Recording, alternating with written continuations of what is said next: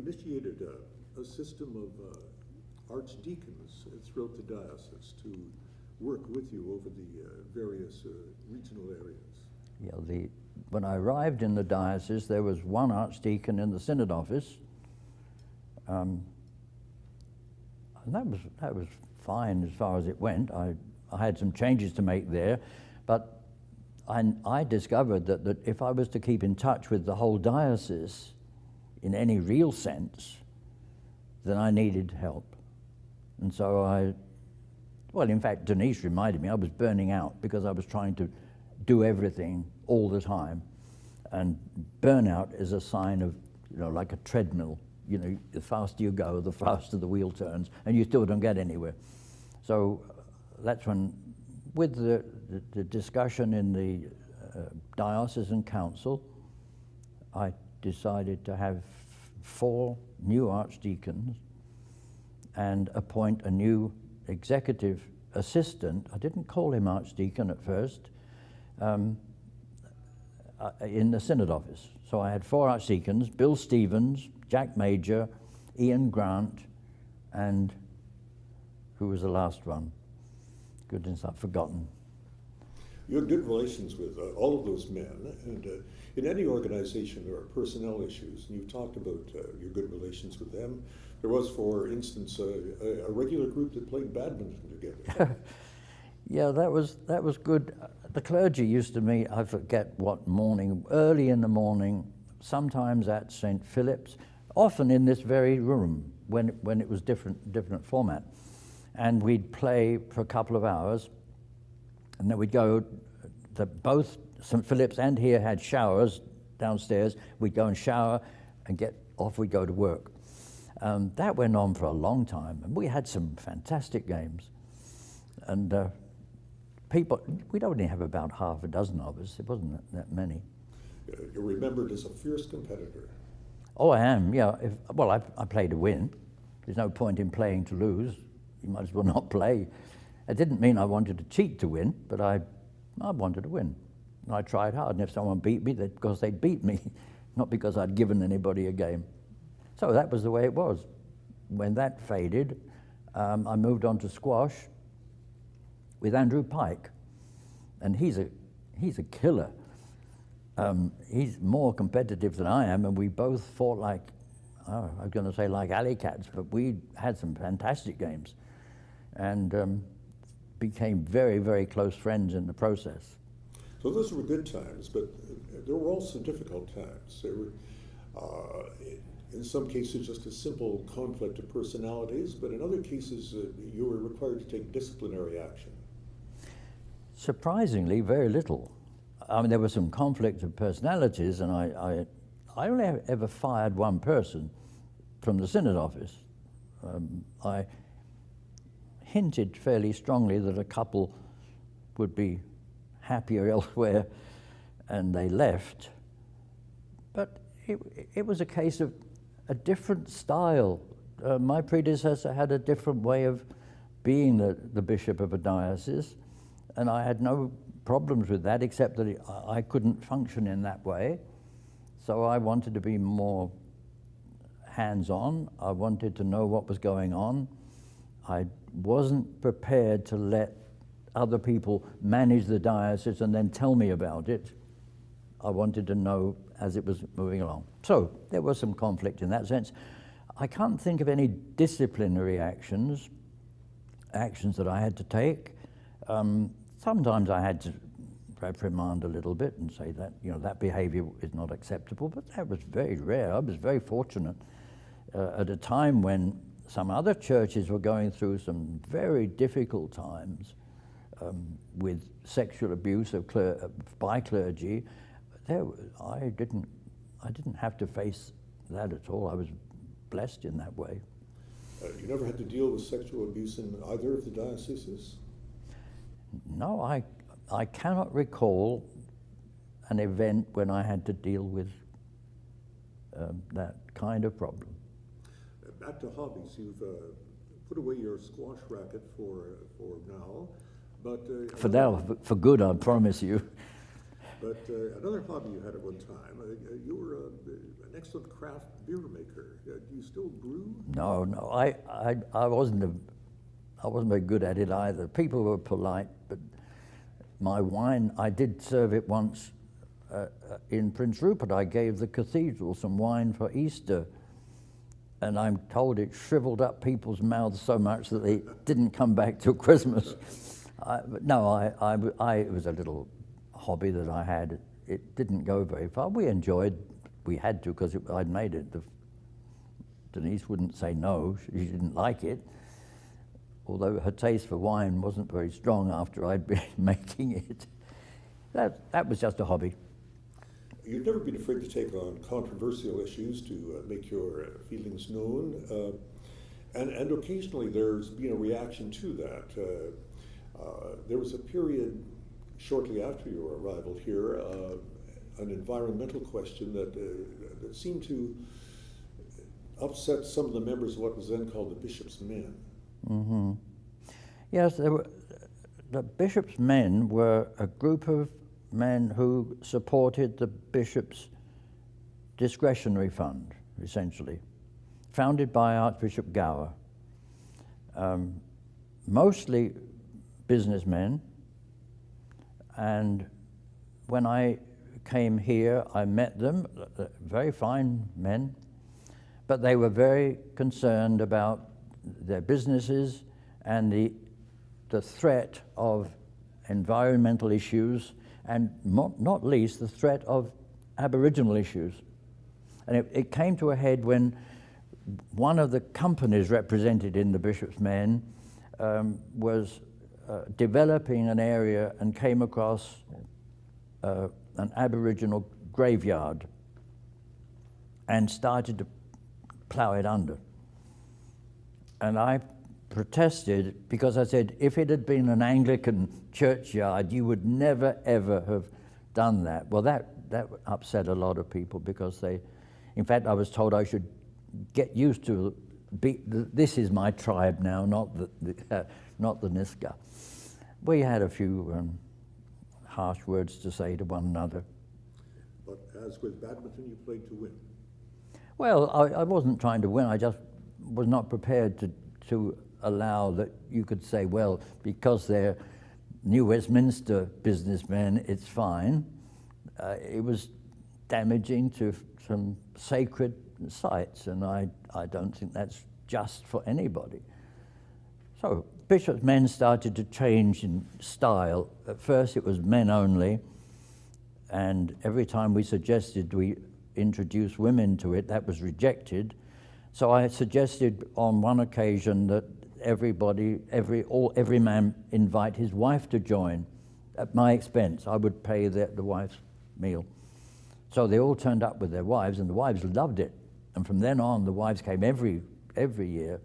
And then soon after I left, it became Bishop's Friends, as it is now. So it was a touchy time, as it was in a lot of places where there was a change of atmosphere in the life of the church. I mean, for example, I was told when I came here by some of the Bishopsmen, they said, you should know that all the real decisions of the diocese are made in the Vancouver Club.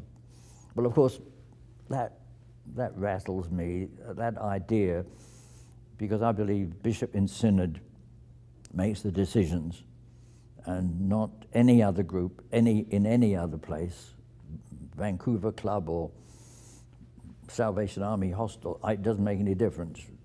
It's Synod with Bishop. So that was an interesting time. At the polar opposite of that society of the Bishopsmen and the Vancouver Club is the downtown east side. You've always been drawn to marginalized people, had a concern for them. And one of the events that many of us remember is when the Alliance for the Safety of Prostitutes occupied Christchurch Cathedral, and you stood by them at that time. Yeah, I don't know that I've ever particularly thought about marginalized people. I'm aware that I don't come from high society, so I don't mean I was in the dregs of society, but I wasn't at the top end. I got used to knowing poor people. I went to parishes with poor people. So coming down here and meeting marginalised people, I felt quite at home. Then on a morning when the fairly new priest at the cathedral, I don't think we had a dean at that point, called me and said, "I'm being told that a group of prostitutes are about to arrive in the cathedral at the time of the midweek Eucharist. What do I do? Shall I cancel the service?" And I didn't think that would be a good plan.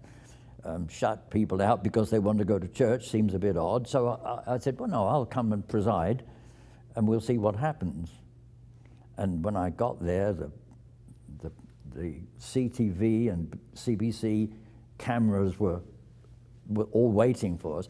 I learned later that the plan was the women had sent a message to the media saying, "Come and watch us. We'll be expelled. You just watch what happens to poor prostitutes when they try to do something." Well, they were a bit startled because we really publicly welcomed them. And in fact, at the time of the peace, I went down to the group that was sitting and exchanged the peace with them and said, "You do understand you're welcome to receive the Eucharist." I don't know whether many of them did, but I think I wanted to make a point that if they stayed away, it's because they chose to, not because the church wanted to shut them out. We had a great service, and after the service they said, "Can we stay on during the afternoon? We want to talk with one another." So I stayed, and we had little clusters of conference and discussion. A number of the parishioners stayed, and then they said, "Can we sleep here overnight?" And I said, "Yes, on the condition you don't go out and ply your trade during the night and come back in again. Once you go out, you stay out." So they stayed. People like Marjorie Kellett and others cooked breakfast for them the next morning. It was all very disappointing for the press because there was no expulsion, there was no confrontation. It was just a good relationship where we listened to what they were saying. And I heard stories from them about their view of their lives that I had never dreamed of. So that was a great learning experience, but I think it was a good lesson for the church to recognize that what we're up to. Turned out to be a very good story. Probably not what the media had expected, but a good story. Well, he didn't report it very much. So then you became Metropolitan of British Columbia and Yukon, and now you had authority over 6 dioceses, and they were all quite different dioceses with different bishops, different views, different socioeconomic conditions, Yep. different environmental standards. How did you handle that? Well, the Archbishop, the Metropolitan, doesn't have much authority over other dioceses. It's more of a consultative relationship. So I couldn't go to another diocese and tell them or instruct them in some way, but I used to consult with the other bishops. I presided at the House of Bishops, and I visited other dioceses with permission. Metropolitan can't just drift into a diocese at will. And so I had a good relationship and allowed the bishops in their own dioceses to work on their own issues rather than my try to predict what they needed. All I tried to do was to have some diocesan structures, provincial structures that would assist them. A committee on social concerns, a committee on Christian education, that kind of thing, so that they were assisted, but not. I didn't feel I was governing them in any way. I couldn't. Canonically, I'm not allowed to. You became Chancellor of the Vancouver School of Theology, a 3-year term, and again you walked into a situation where there were financial problems, a certain degree of instability, and that required you to take direct action in many ways. It was a 3-year term that lasted for 9 years. It was such a lot of upheaval that the chair of the board and the chancellor, we were both invited to stay on and stay on. We did 3, which is the maximum allowed. It was a time of turmoil because the Vancouver School of Theology had always had difficulty in managing its spending.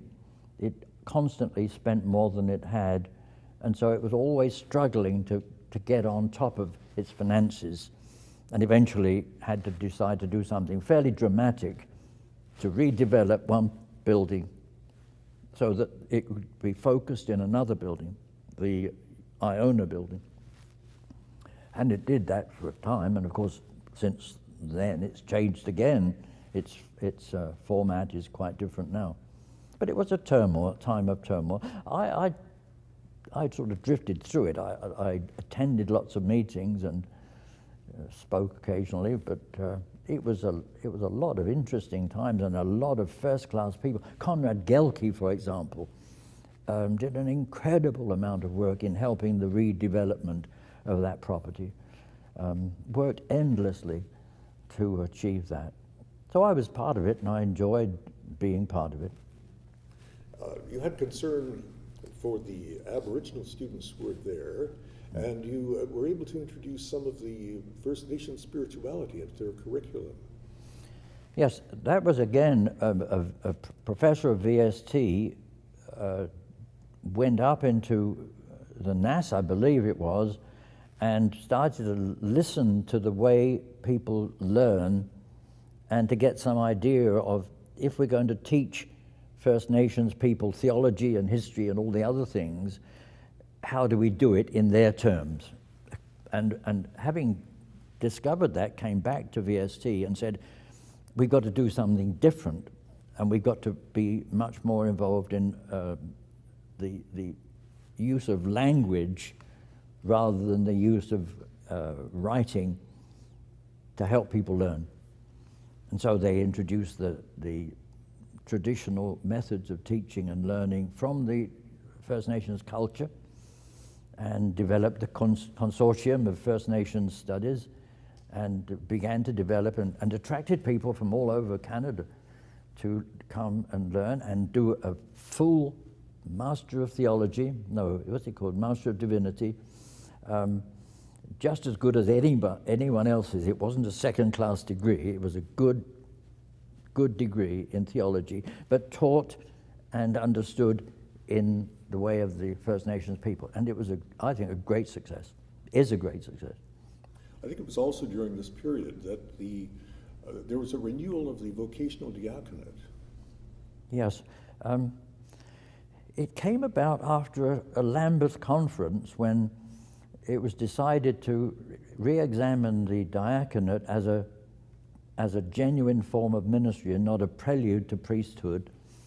And so John Frame and I were asked to work on it, and we did to some extent. It also raised the subject of, if we do that, we've got to look at what we mean by baptismal ministry, which took us back even further to say the baptized are full members of the church, not if you're baptized and later confirmed, you then become a full member.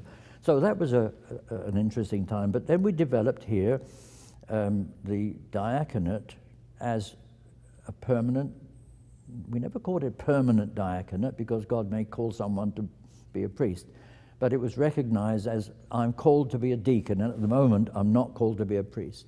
So we began to develop programs and instruction and help people through, again, using a First Nations method of saying to the congregations, you've got to start thinking about this and identifying who your deacon is going to be. And that still continues. It has some problems. Clergy were terrified because they felt it was a back door into the priesthood, that they'd worked all these long years, and here was someone sneaking in the back door to be a deacon, and later to say, I think I'll be a priest. We even had congregations saying, we like our deacon, can we change our priest and get the deacon to run the parish? That was not a popular move among clergy. So it was, as I say, it was interesting. It has problems. I think it still has problems. I think the danger is that deacons suddenly see themselves as sort of focused on trotting around the sanctuary and being just liturgical people, whereas they're meant to be workers in the world, showing the rest of us how to be servants, and incidentally, serving at the altar as an example, but not sum total. And that. I think that's still a problem, but I'm not up to it now. I'm aware of. I'm thinking back into the past when that, I think, was a danger. You've had decades of experience with the national church, from your early and not entirely favorable impressions of the House of Bishops to a period when you took on the responsibilities of the primate during his illness. What are your feelings about the church today, its place in society, its place in the world, how it's developed? I'm always reluctant to make speeches about the present, because this is what retired people are doing all the time. It's different. When I entered the House of Bishops, the new bishops and the bishops in assisted dioceses were clearly second-class bishops. The senior bishops didn't even speak to us. The bishops who spoke to one another addressed themselves by their diocesan name. You know, good morning, Toronto, good morning, Niagara. Well, that's the way it was. When Ted Scott became primate, he changed that dramatically, and we started to become a community. First of all, we discarded our clericals. Imagine sitting for 2 weeks or a week in a meeting, all dressed up. So Ted Scott made that a little less formal and said we don't wear clericals at House of Bishops, and we use our first names. And gradually, even the assisted bishops, the ones from the missionary dioceses, started to be included, and we became good friends. That was a great move. So the House of Bishops became a highlight for my ministry. I used to look forward to being in the House of Bishops because it was became such a supportive, encouraging group for many years. I found the same in the provincial house. Very strong support of one another. There was no first class and second class, although there were 3 dioceses that were self-supporting and 3 that were assisted. There was no sense of that in our meetings. We prayed together, we ate together, we laughed and teased together. They were great meetings.